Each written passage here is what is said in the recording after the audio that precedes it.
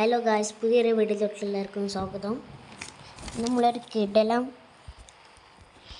ചീപ്പ് കോഡുമായിട്ടാണ് വന്നിട്ടുള്ളത്. മസ്താങ്ങിൻ്റെ ചീപ്പ് കോഡാണ്.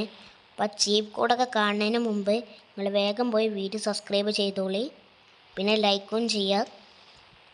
അപ്പോൾ ഫോൺ എടുത്തതിന് ശേഷം അതിൽ 8123 എന്നിട്ട് നോക്കുക. അപ്പോൾ നമ്മുടെ മസ്താങ് വന്നിട്ടുണ്ട്.